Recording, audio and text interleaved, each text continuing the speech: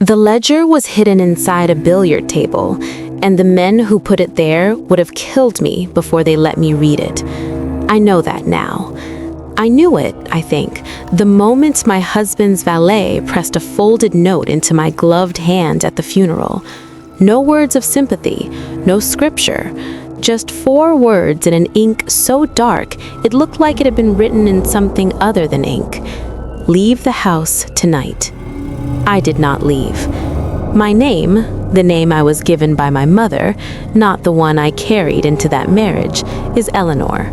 And what I am about to tell you is the kind of story that gets buried in the foundations of houses. Literally. I mean that literally. My husband, Charles Ashworth, died on a Tuesday in November of 1887. The official cause was cardiac arrest. He was 41 years old, with the chest of a man who rode crew, and he had not, to my knowledge, a single weak organ in his body.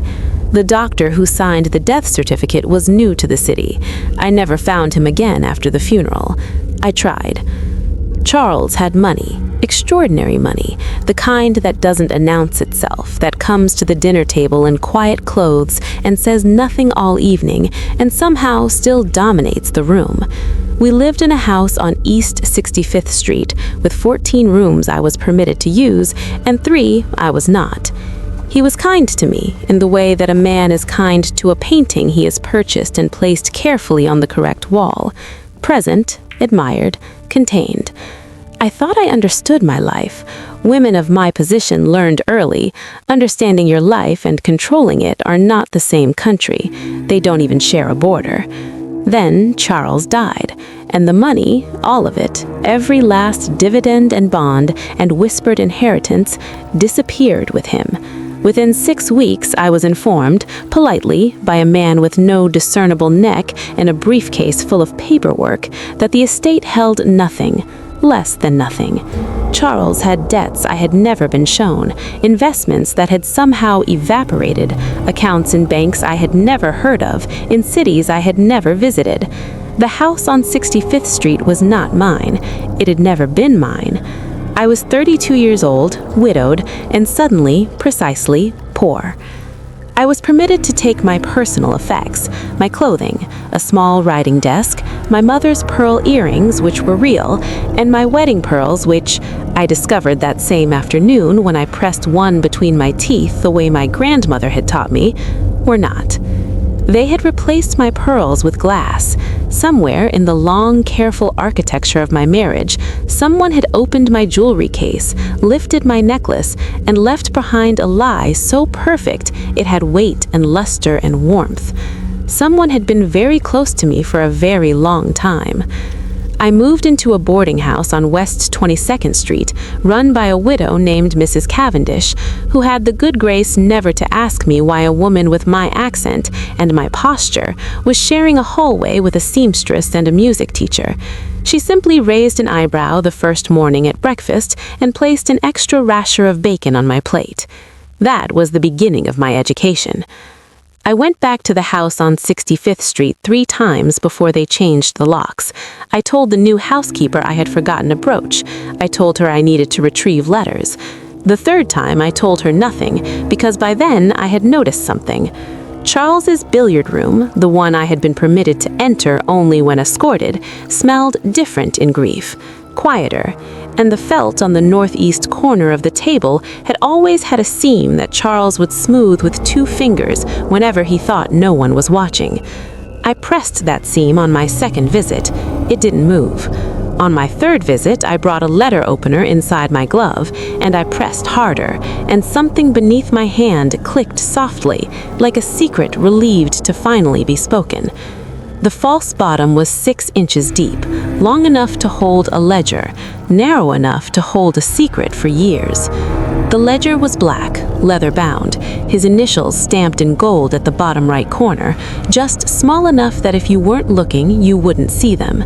I pressed it to my body beneath my coat, and I walked out through the servants' entrance, and I did not run, because women like me were taught that running is the one thing that makes people look. I read it that night by candlelight in Mrs. Cavendish's house, while the music teacher played scales badly through the wall, and the smell of cabbage soup rose through the floorboards. And I want to tell you, I want you to feel this with me. It was the first time in my adult life that the world made a terrible, total, crystalline sense. The ledger documented 8 years of what Charles and 5 other men called the harvest. 5 names, 5 men whose portraits hung in the lobbies of banks, whose wives chaired charity committees, whose children attended the right schools and married the right people, and would inherit the right everything. Men whose names you would recognize if I said them. I won't say them yet. The harvest worked like this.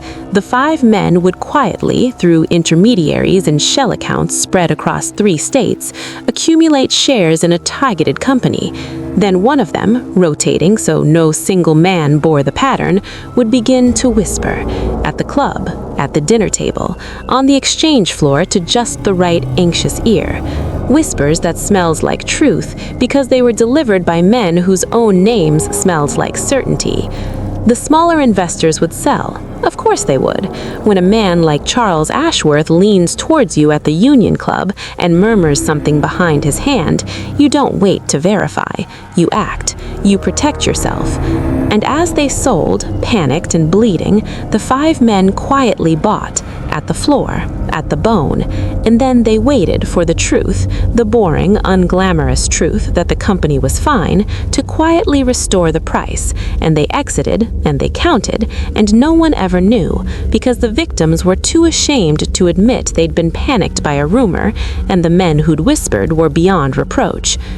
The ledger had names, dates, transaction figures written in Charles's precise, almost feminine hand, amounts that made my vision swim, and at the center of every entry, linking every transaction, was the name they all called the architect, the man who had designed the harvest, who had recruited the other 4, who had, according to the ledger, never once put his own name to a single document, who existed in the paper trail only as an initial, H. I told stories like this to myself for years before I understood they were real. If you're still listening, and I think you are, I think you and I are the same kind of haunted, the kind who can't look away from a locked door. There are nights I wonder if anyone else needs to hear these the way I needed to tell them. If that's you, stay close. What I found next is the reason they sent the note, the reason they poisoned the cordial, the reason a dead bird appeared in my hat box on a Thursday morning, wrapped in a page torn from a church hymnal. Stay, I'm not finished. I found the dead bird 9 days after I found the ledger. I want you to understand the sequence, because the sequence is everything. 9 days of silence, and then a starling, quite stiff, in my hat box, wrapped in the torn page of Abide With Me. I stood in Mrs. Cavendish's hallway in my stocking feet, and I held that bird, and I understood that I had done something visible, that despite my care, my silence, my 3 weeks of reading and thinking and making no contact with no one, I had somehow become known. That evening, Mrs. Cavendish knocked on my door and told me a gentleman had called while I was out. No card, but he had left a message with her, verbally, which she repeated to me with the flat affect of a woman who had survived her own catastrophes and was therefore unimpressed by mine. The message was, "Widows have a way of dying twice." I drank the cordial she brought me that night out of habit, half of it before I remembered to be afraid. I was ill for 2 days. The doctor, mine, not a stranger, said it was likely a bad oyster. I have not eaten an oyster since. Here is what I knew by the end of those 2 days, sweating in a narrow bed while the music teacher played her scales. Someone was watching me, someone with reach, someone who had access to my hat box, to my boarding house, to my evening routine. This was not a warning from a frightened man. This was infrastructure. This was practiced. The harvest had never stopped. It had simply evolved. I needed to know who H was, the architect, the man so careful he was only an initial in his own private ledger. I went back to the ledger with new eyes, looking not for amounts, but for patterns, dates of entry, geographic signatures in the shell accounts, which cities, which banks, a reference on page 47 to a meeting at a cottage in Newport in August of 1881, a cottage belonging, according to the notation, to a Mrs. Whitmore of Boston, the wife of none of the 5 named men. Whitmore. I turned the name.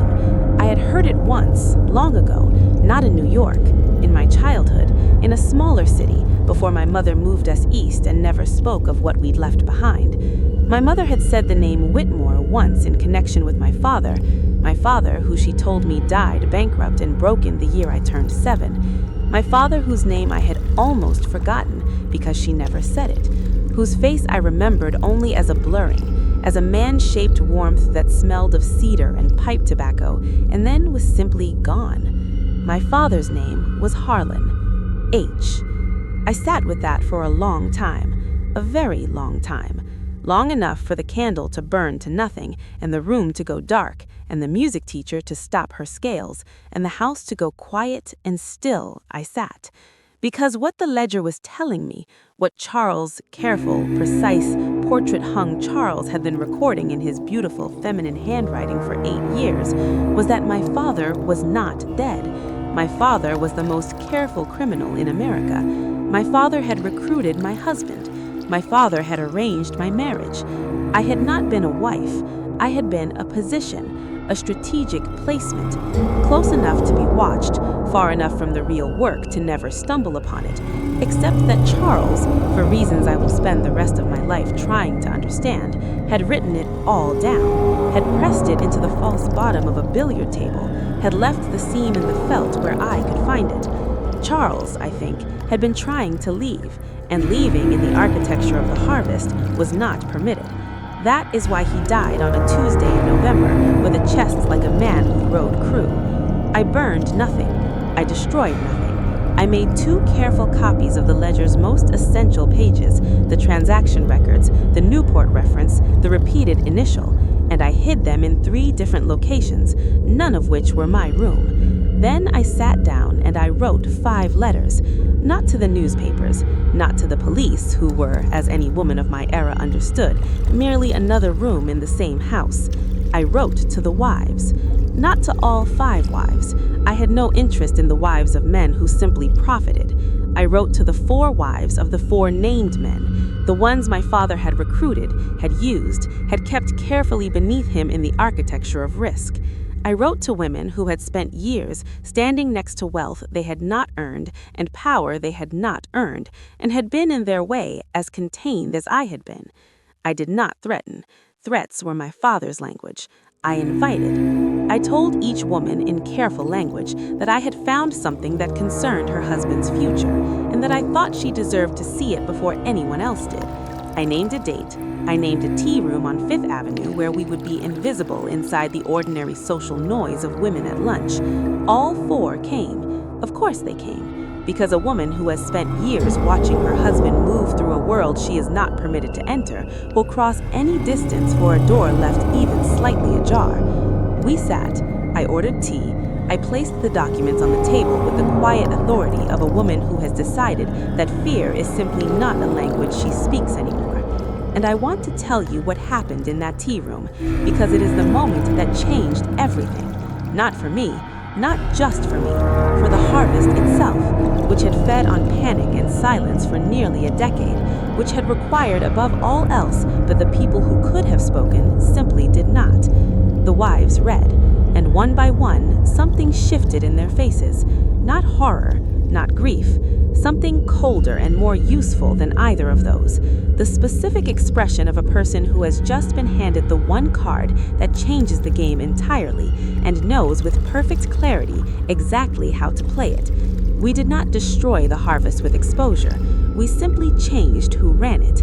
My father lived for 11 more years after that afternoon. He never knew, or pretended never to know, that his own instrument of containment had been the tool of his undoing. He died in 1899 in the Newport cottage under the name he had borrowed 30 years earlier, and the obituary said he was a self-made man, which was in its way entirely true. I kept the original ledger. I keep it still. It sits on my writing desk, locked, in a room of a house that is entirely mine, in a city that I am permitted to move through without escort, as a woman of means and of consequence, and of certain, quiet, devastating power. Charles hid the truth in the dark. He hoped someone worthy would find it. I suppose he knew me better than I knew myself. Some secrets were never meant to stay buried. They were meant to be inherited.